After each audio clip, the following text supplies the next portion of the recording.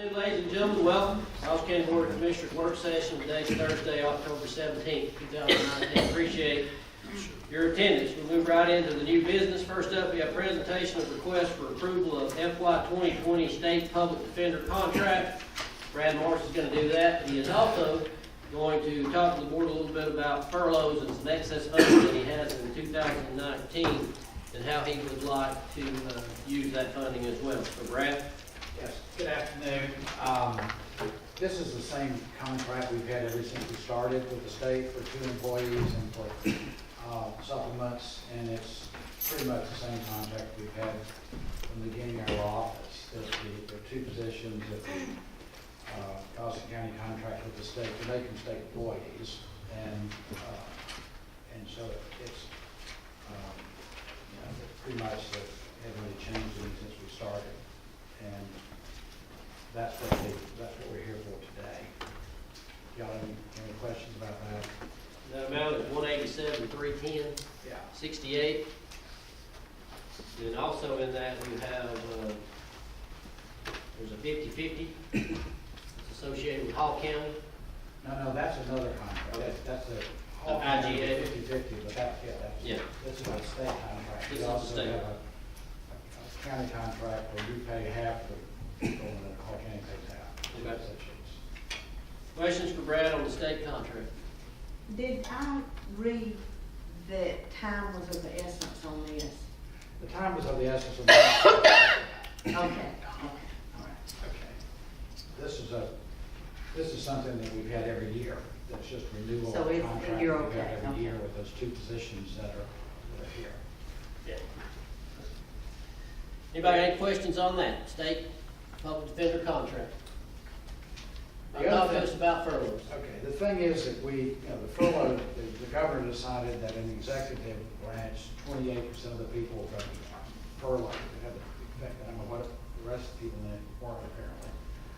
The liaisons in the judicial branch, so they have their own budget that goes directly to the legislature, doesn't go through the executive branch.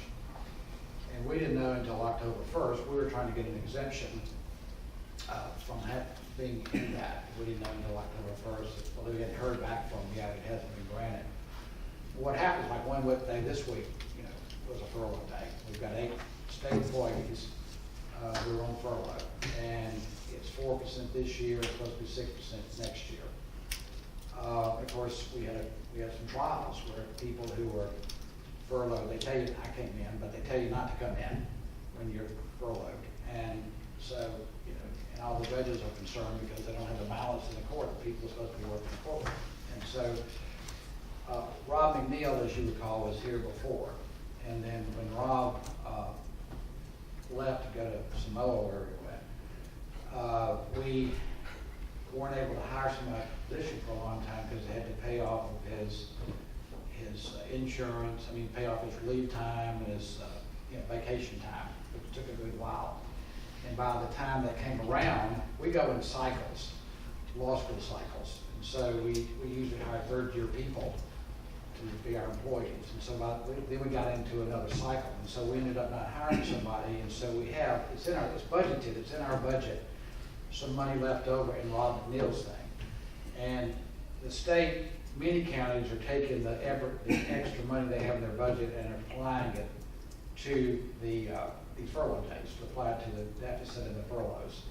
And I told them that I thought I needed to talk to y'all to see. But we have money in our budget that was from Rob McNeil that's there. We'd like to have that applied to the furlough budget. And they should cover it for the rest of this year. And who knows about next year. And July 1st, the state's in the fiscal year, July 1st to July 1st, y'all on the calendar year. But so we have enough money to be able to cover that so that our people could not be furloughed at least for this 4% time period. And we're still apparently the home office, it's all Atlanta politics, are trying to get an exemption for our office, whether we will or not. I don't know about that, but I'm asking that we'd be allowed to use the funds in our budget that's left over from Rob McNeil's to apply to we have 8 state employees, to apply to the 8 state employees. And that's what I'm requesting that y'all consider. The furlough came from whom? Well, the governor decided to furlough, Part of the budget. 4% for this year. And matter of fact, we have we've already lost one date in October. There are 2 days in November because they have to catch up from July 1st, which is a state year. And so, even today, we're too late for the first November. There could be 2 in November. If we can get approval, we might be able to get in time so that we won't have the furlough date for the second one and up through July as far as those furlough days go. Because you have to get it in like 10 days before, for the office, I guess the budget office or somebody might have to be able to do that, to cut the checks and things like that, to shift it over. And as I said, we've had conferences about it, and they said that, most of the circuits who have, and people do have extra money that's not spent a lot of times because of whatever reason, and that most of the circuits are using that to try to help with their furlough days. And we have this here. I told them I want to talk to y'all and see about it. It's not asking for any additional money, but it's actually to apply this to people who are being furloughed. And Can he not just do that without asking us? No, he's not an elected official. Clerk now? He's not an elected official, so no.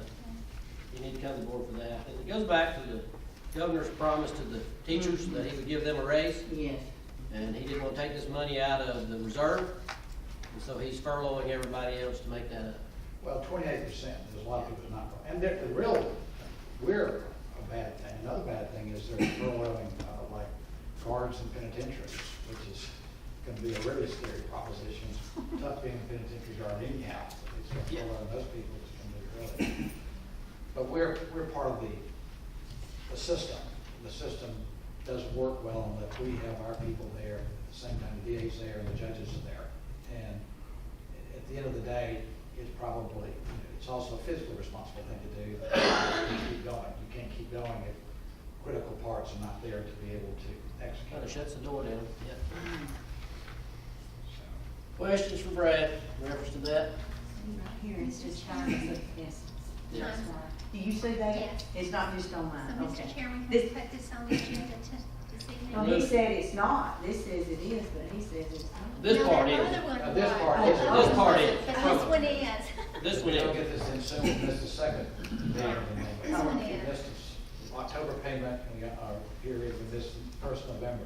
If it's y'all's desire, we can move to 6 o'clock, yes. Yeah, let's, Yeah, thank you. Okay, Okay, thank you so much. Thank you. Appreciate it.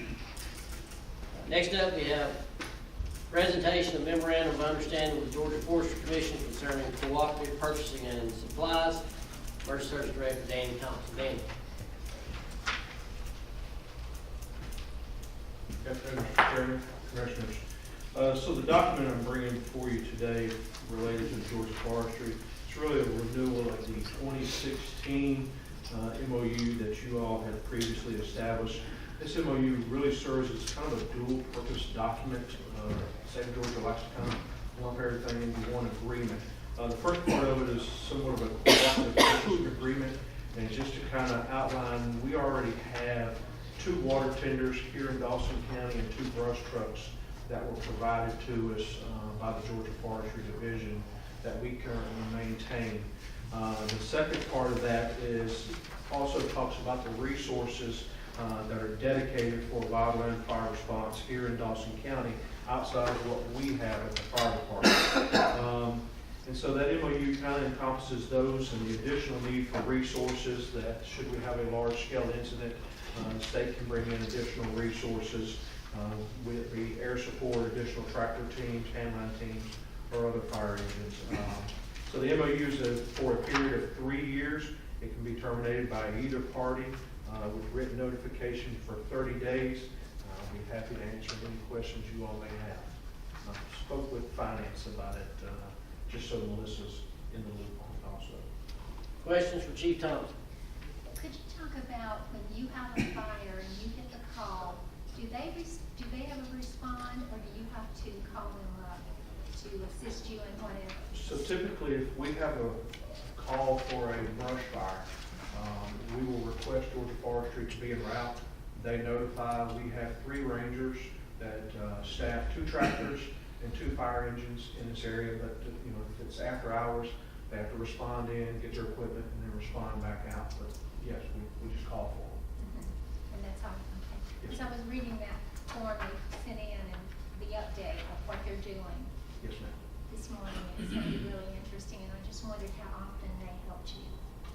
Actually, quite often, when it comes to wildland fires, I would say they probably are at just about 90% of them. I mean, obviously, we get some that come out as a brush fire when we get there. It's more what we refer to as a controlled burn or an illegal burn. And the engine company's able to have the homeowner put it out, and then there's no need for the tractor or anything else at that point. Has legal looked at this? What, or what do you need? Yet. You said it was from 2016? This is And a this is just renewal. the same thing, Renewal. so it's work, so. Yeah, it's working. I assume it's, so, yeah, I just wondered. So I'm paranoid about this legal thing. It's usually the same contract they use statewide. It is. It is. Yeah, it's statewide. Yeah. Some you redo every 3 years. That makes me happy to stay on. Obviously, we'll be looked at by legal in the Georgia I mean, it's, state. it's numbers for them too. Yeah. The more numbers they get, the more calls they get, Yeah. the more Correct. resources they get. Yeah. They like to be called. Yeah, It definitely. helps run their numbers up and it helps. Yeah, because their numbers were not high, which is a good thing Yeah. this last year. Yeah, whenever we had, you know, if you think about the late winter, early spring, we had a good bit of rain, and we have gone through a little bit of a drought period. Yeah. So we're seeing a little bit of a tendency of some of the wildfires picking up, but thank goodness we had a little bit of rain, so we got more coming, so. Hopefully we don't need them, but if we do, they're there. Other questions for Chief Thompson? Thank you, sir. Next up, we have presentation renewal of automatic aid agreement with Cherokee County Fire Department. Chief Thompson, you gonna handle that one too? Yes, sir, Mr. Chairman, Commissioners. Again, this is a renewal of an existing agreement that will expire in January of 2020. So we're just being proactive, going ahead, getting it before you all. Again, the agreement is mutually agreed upon by both counties to recognize the need for additional fire protection in a 5 road mile radius of their station and our station. It's their station 15 and our station 5. The agreement is that each county will send an engine and a chief officer to a fire upon that automatic aid request. Each one shall maintain the authority having jurisdiction of their incident.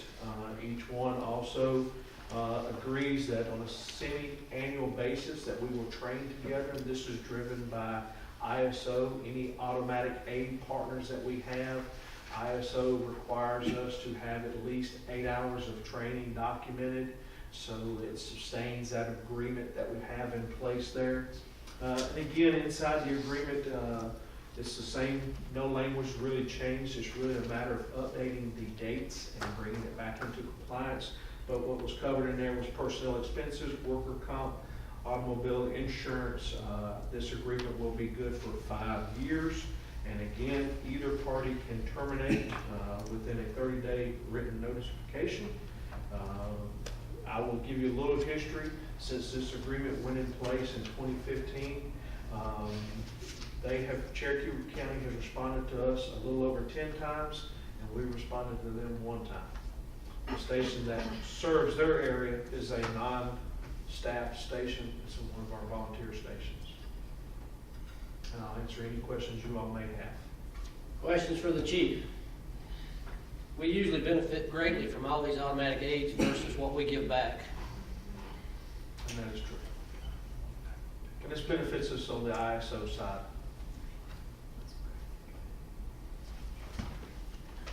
That would happen. Terminate us then, if it's that bad. And I said, whew, we don't want this in Having the same that conversation tonight. It benefits them. They have the same opportunity for benefits. So just like, for Yeah. example, we're a 3, we're an ISO 3. And if that particular area of their county wasn't a 3, they get the same thing that we're getting. Right. So they get that reciprocal thing, so that works out for them as well. I mean, you know, in that situation, the size of that county, what you normally have is they have enough manpower that they really don't have to call us, but like you said, 1 time. to handle their situation versus we don't have enough manpower and we call them, Forsyth, Hall, all the bigger counties around us, a lot more than they call us. I assume if they're calling us, it's a big deal. It's a big deal. Usually I would say that we assist people more with maybe an ambulance help or something along that line than we do fire. That's correct. We send med units a good bit to Pickens, Lumpkin, and even Forsyth County. But as far as fire suppression, we really get a lot back from Forsyth, Cherokee, and Hall County. A lot more than we give. Do we get, what about Lumpkin? Do we get more from them? Can we get to Lumpkin? Or is it kind You of know, split? I would say during the course of the year, 2 or 3 fire calls a year, both ways to each county. Not a lot, really more med units as far as that goes. And at the end of the day, it almost breaks even. I mean, you know, one year we might be when we went to them 15 times and they've come to us 5, and then the next year we flip them, you know. Other questions for Chief Tom? Thanks, sir. Thank you. Next up, presentation of legal service for Dawson County constitutional officers, elected officials, county employees, purchasing manager, Melissa Hall. Melissa. Good afternoon, Chairman and Commissioners. I wanted to just remind that back in February 1st, we did a professional service exemption to Gerard Davis, and we entered into a 60-day period contract for legal services. Then on February 12th, a contract amendment was executed, and that was to run through December 31st of this year. And the board discussed at that time to release an RFP so that services could continue for January 1, 2020. There are 3 actual methods that we could consider to ensure we have those legal services. One would be to advertise and hire a full-time county attorney. The second, as we said, would be to do the RFP. And I do ask that if that is something the board would like us to do, that we get permission to do that immediately, as that's a 6 to 8 week process, and that would bring us to December 19th. So before it would even be able to come to you for vote to get the contract by January 1. And the third option would be to enter into a new agreement with Gerard Davis, and that would begin January 1, 2020 and go through December 31st. And you could have 4 additional renewal options on there with a at-will termination clause. And I do want to say that we have received an agreement offer from Gerard Davis.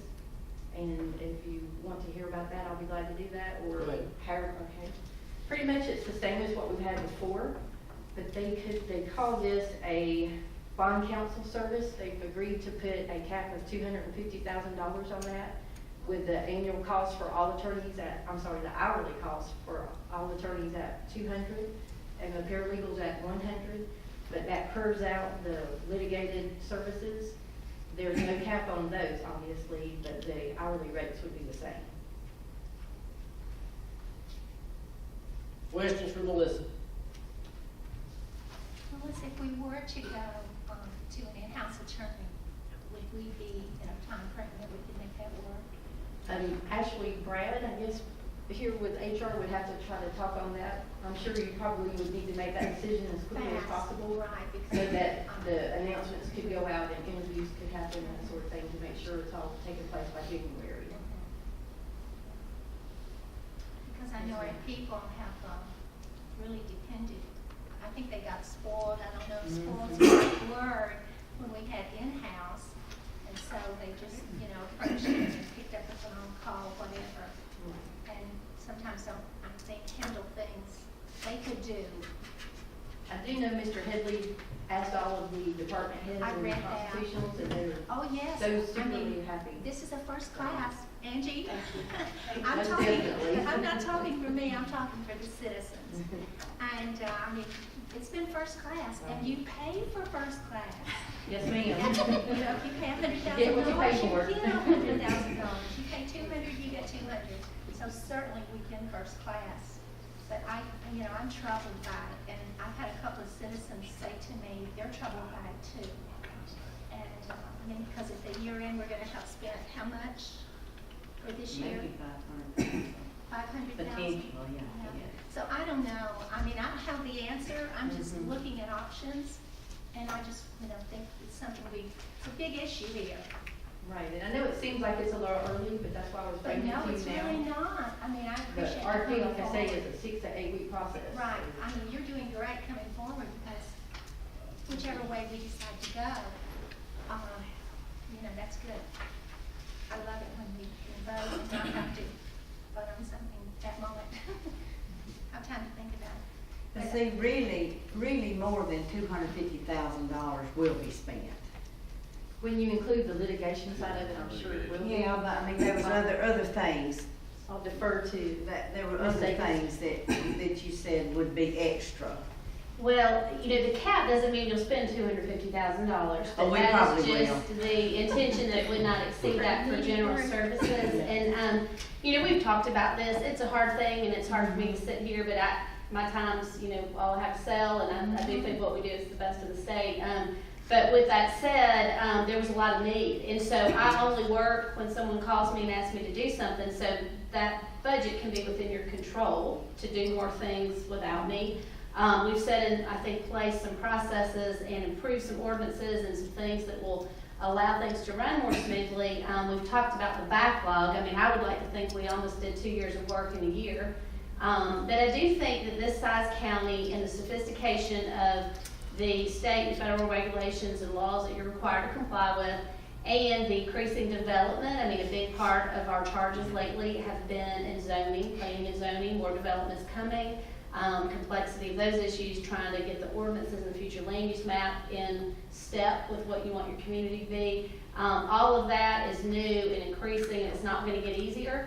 So I do think the community of this size with those types of challenges is probably a $200,000 to $250,000 a year legal fee for your general services. And then to your question, Commissioner Fawcett, what's carved out is litigation, because we can't control that. We just have no way to forecast who may sue us, or who you may decide to sue. So those litigation services are carved out. And then the only other carve out was the bond counsel. So if you elected to do some kind of bond transaction and we participated in that, then those fees get paid out of bond counsel's fees that are part of the transaction costs. So that really isn't coming out of your budget anyhow, but that wouldn't count against my budget either. So it's an effort on our part to try to put some constraints and forecastability on the cost, but still be reasonable as to what I think your needs are. Well, what about copies and postage and We take it out. things like that? We charge for expenses, So that would be a yes. yes, Yeah. and that's excluded from the $250,000 Yeah. out-of-pocket stuff. And any of this, if you want to talk about it, we're happy to talk about it, but that's our typical contract in every other jurisdiction is we charge for out-of-pocket expenses.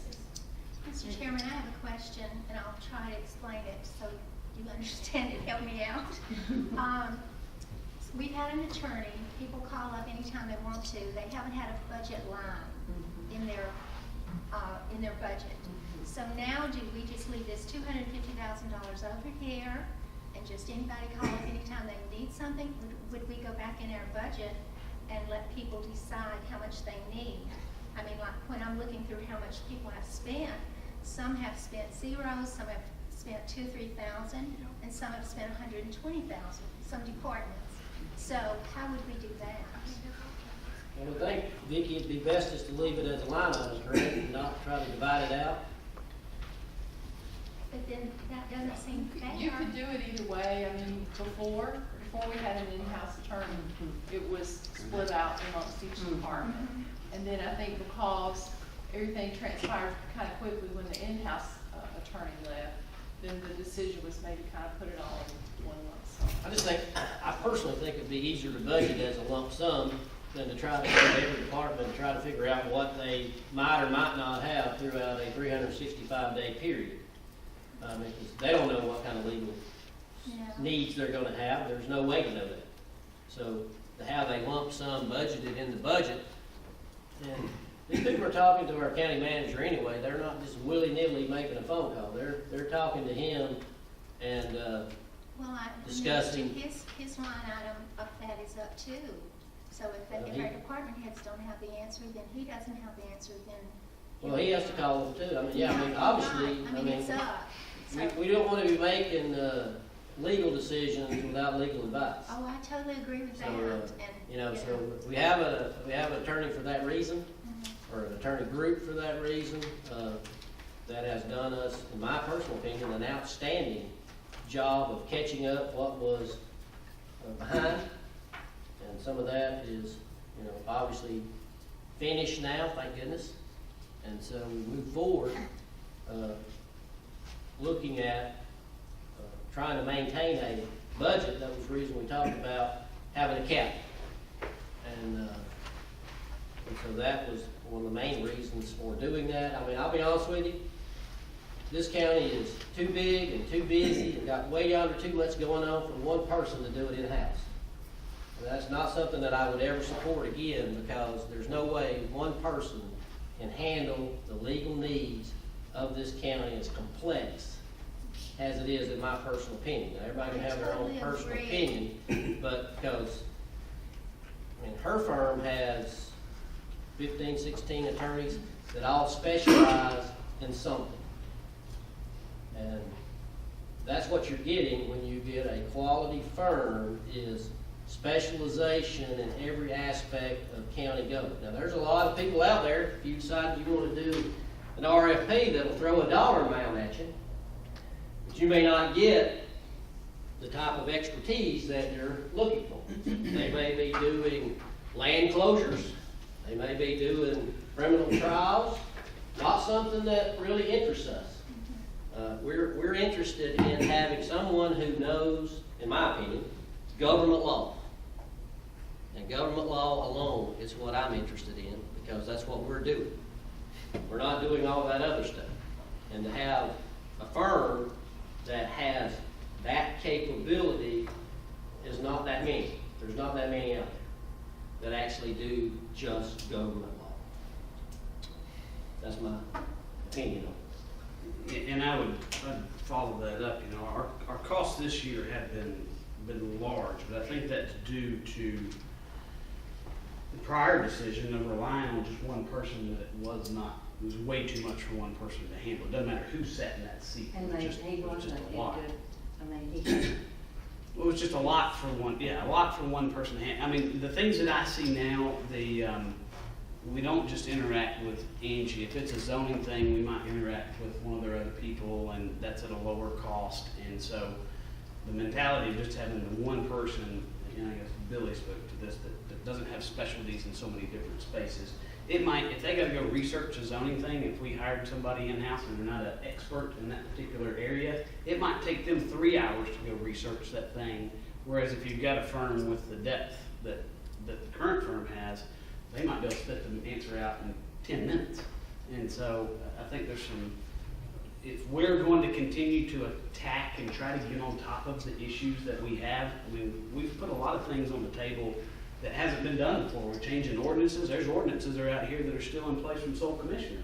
And that's our fault for asking for that extra work to be done, but I think it's the right thing to do in order to move the county into a more professional organization and to update these things that we're And, active. and I think, I don't want us to think, okay, we're gonna spend $250,000, because just what you said, there's so much more updating to do of these things. Yeah. It's going to take a lot more than $250,000 to get us where we need to be, Well, you know, one- with updated materials. And One- so, I mean, I'm just talking, I mean, Yeah. I'm talking about excellence here versus what can Dawson County afford, Yeah.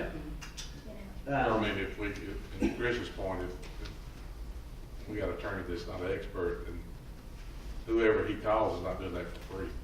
Oh, no, we're So gonna have to. we've got to pay it on both Yes, ends. I get And, it, I totally get it, I'm just talking about this, and, And- you know, I told these citizens that I would mention it to the board, I've done that, and, so I've done what I said I would do, and, And I'm I think on we line all item, share. I still think it needs to be, like Billy said, line item, just whatever amount.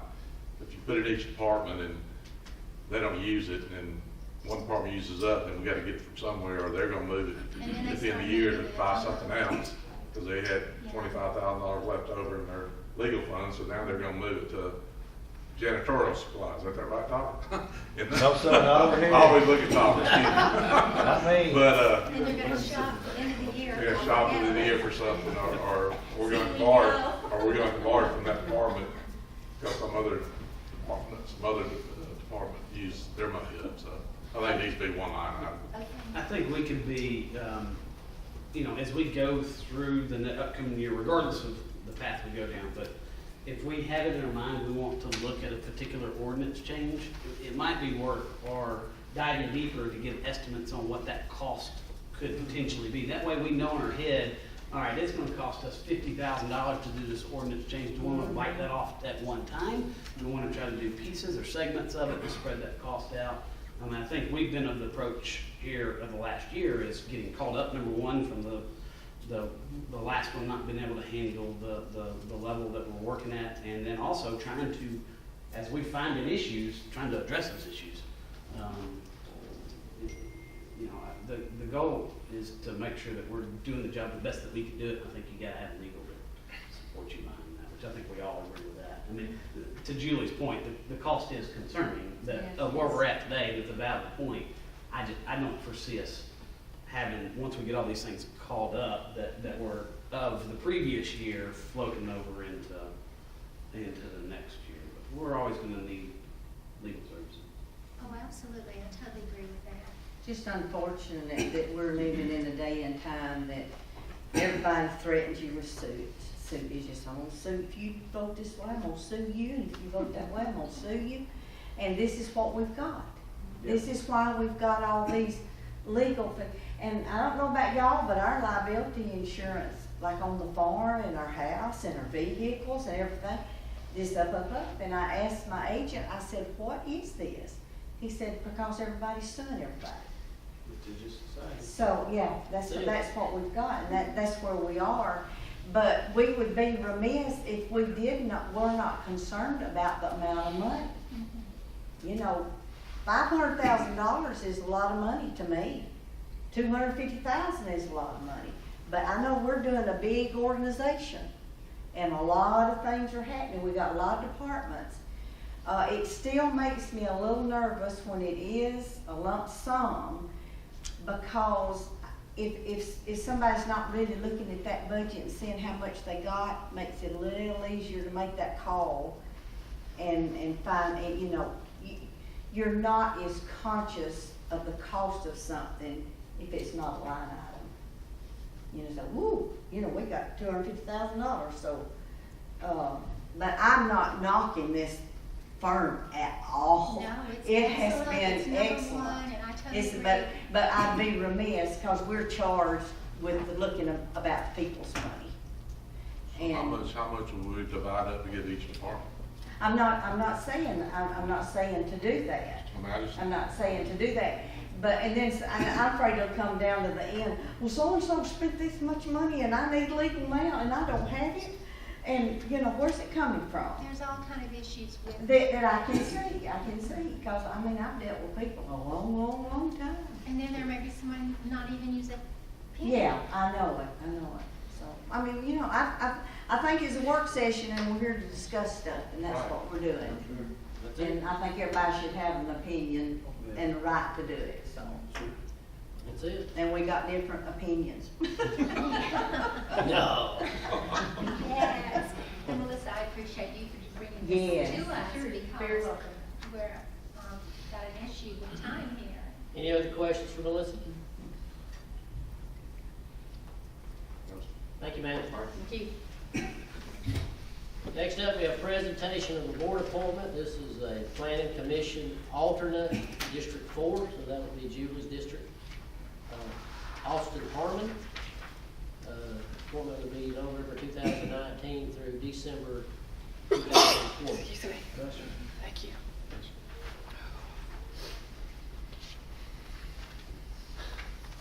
Any other information needed Do there? we know whose place he's taking? Yeah, that's what I'm. Jameson? I don't think we've only got one alternate now, so he's not taking. Is he taking someone's place, or do we No, just need a person? it's a vacant position. It's a- Is Neil still on that board? Yes, ma'am. Neil, How long's this been vacant? Do you have a clue? This year. The It's whole been year? The entire year, yes, ma'am.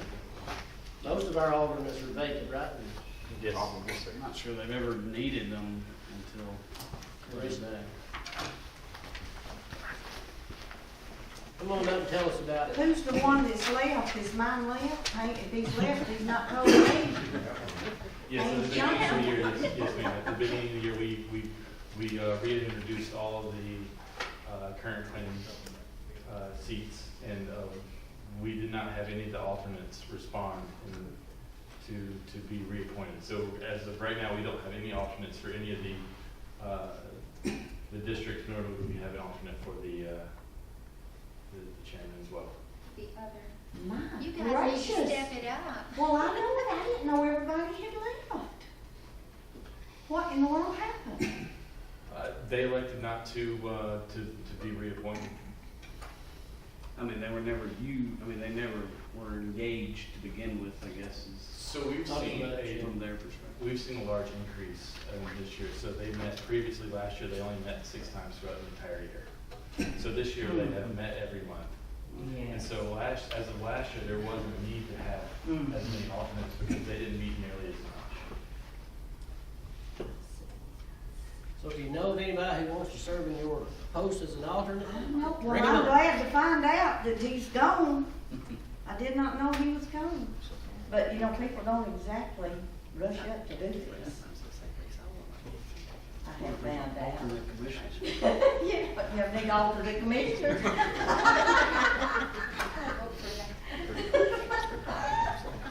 Thank you, Okay, Jamie. so he'll be, if he's approved, he'll be the only. What if he, oh, you have to have for each district, but he couldn't swap around, whoever happened to be out. That is a good question. Yeah. Jameson. Could he float? They tied to that district. Oh, he's tied to that district. That's what, that would be the Is question. he? Is he, are they tied to the districts, just like Yes, ma'am. we are, Yes, ma'am. and like our others are? Okay. That might get people more interested if they could float around, they might get used more, but, anyway, forget I said that. Hmm.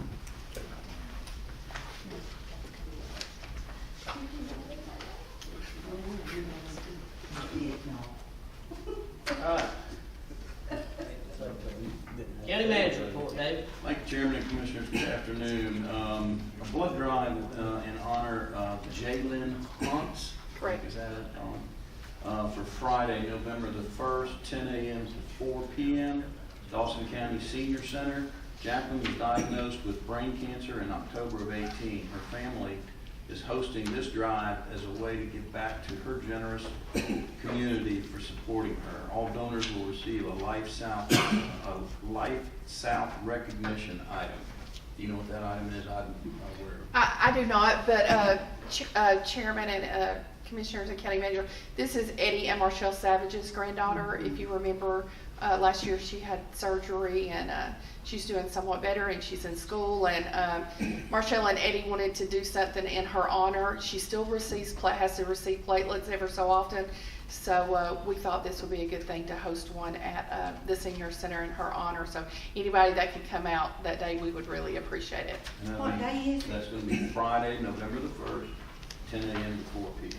And if you need a specific appointment, just email me and I'll be glad to put you down. I'm probably on too much medicine, they said, oh, I want that. Well, No. no, but pills come out of it. We'll accept you and I hope you haven't had a tattoo within the last year. You'll be good to go.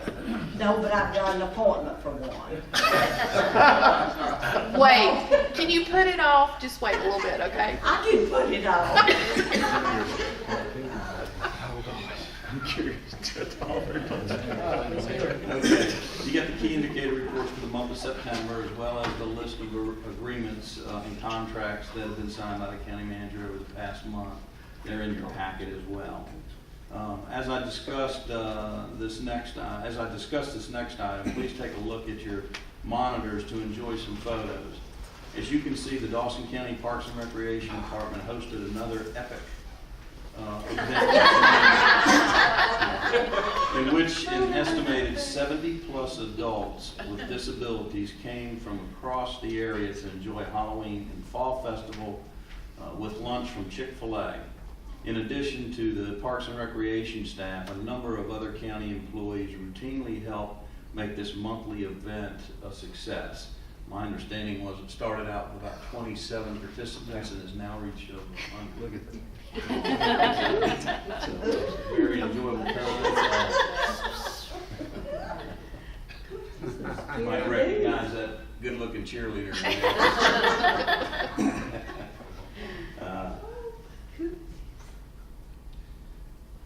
I will say that the chairman and his wife's cupcakes were greatly appreciated.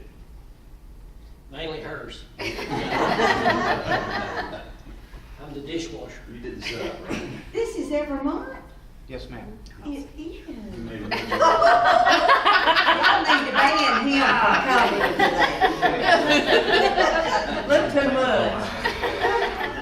That's just the beginning. Oh, that's a good picture. It's really a great program. Okay, y'all know how good the newly paved parking lot at the KH Long building looks. And I'd be remiss if I did not let you know that by doing the project in-house, we saved $45,000, which y'all received an email on.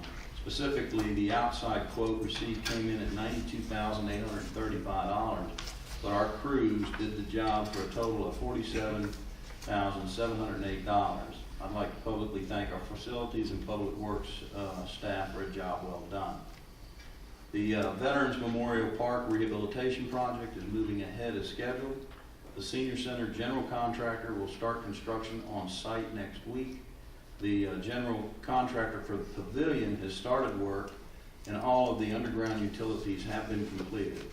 Paving of Recreation Road and the parking lots will be completed next week in weather permitting. The new multi-use field has been sodded and will remain closed through the winter to allow for the grass to establish. You may have seen on social media that the Public Works Department and the Sheriff's Office continue to support and partner to provide the firewood for the Senior Firewood Assistance Program through Senior Services. These folks work extremely hard to chop, load, and deliver the firewood as part of the Senior Firewood Assistance Program, which is offered to Dawson County seniors over the age of 60. I think I got my load this week. It starts in the fall when the cooler weather sets in and ends in the spring when it warms up again. During one of the rain events, Public Works assisted the Sheriff's Department in doing a lot of wood. And I think you delivered it as well. Is that true, Dave? Your Yes. staff? Yes. They did. Really good program.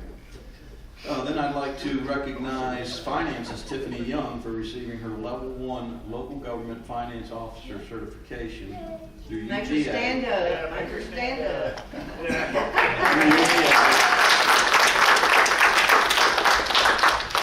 Carl Benston Institute. She was required to take tests for each of the 7 courses required to obtain a Level 1 certification.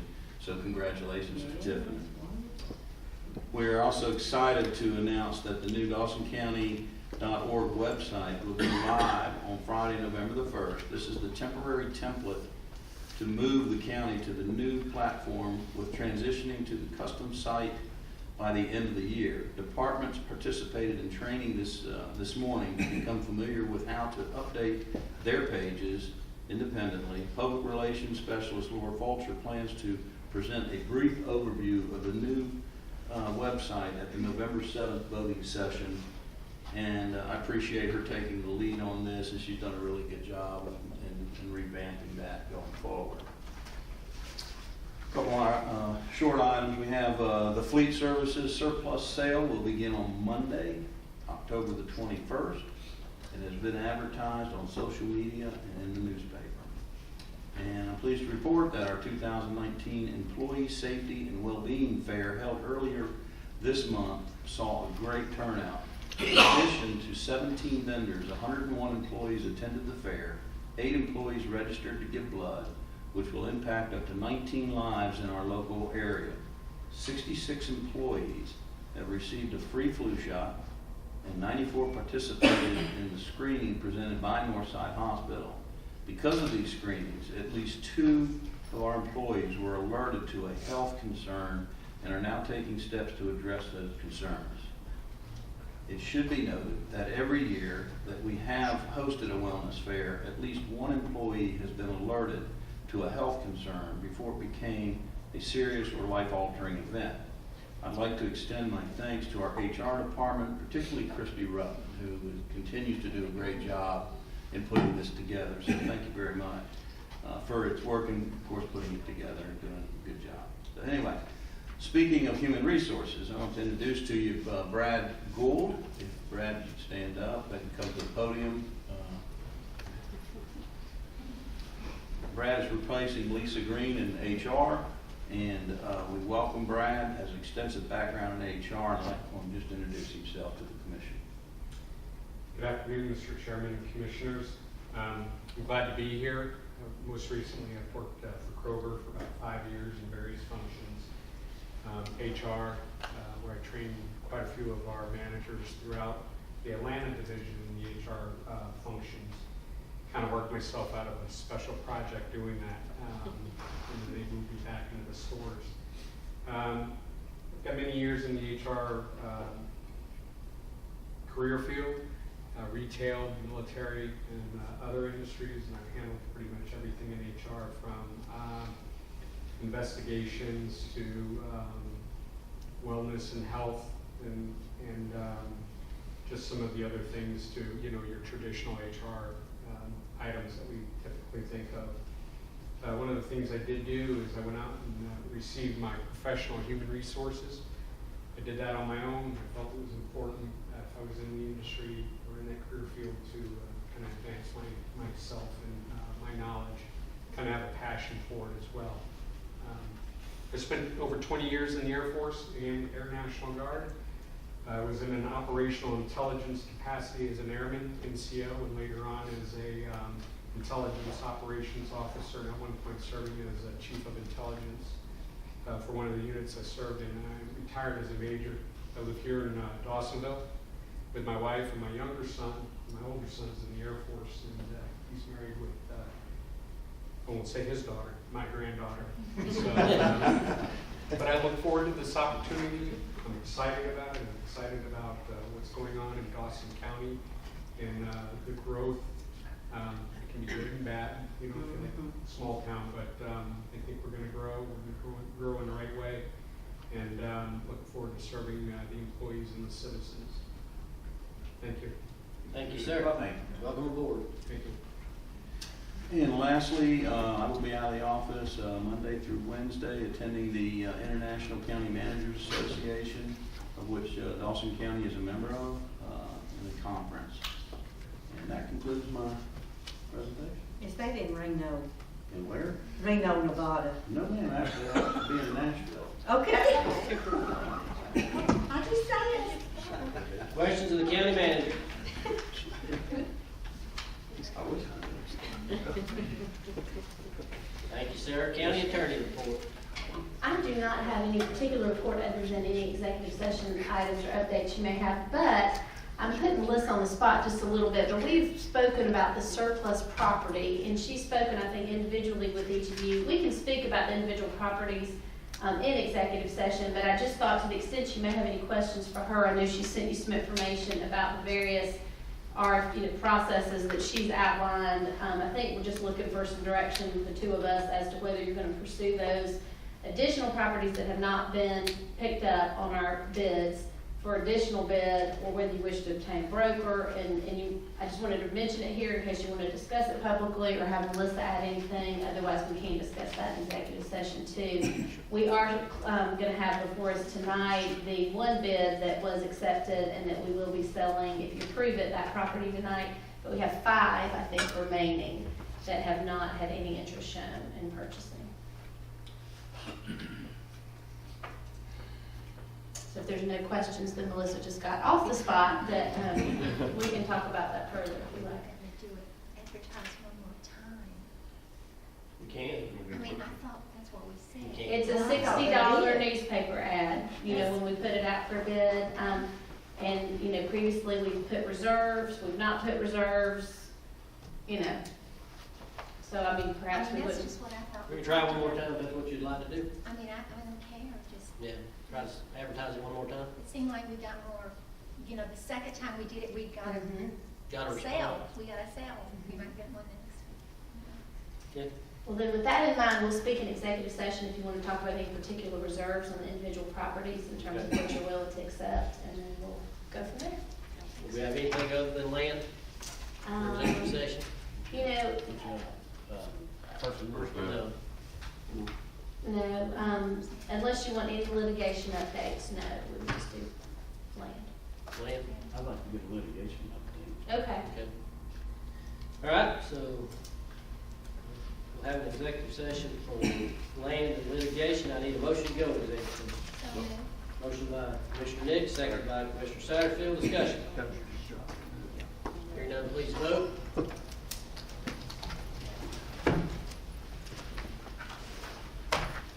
That's approved 4-0. We'll take about 5 minutes. We'll go into executive session. Thank you for your attendance. We welcome you to come back at 6 o'clock for our voting session. Thank you very much.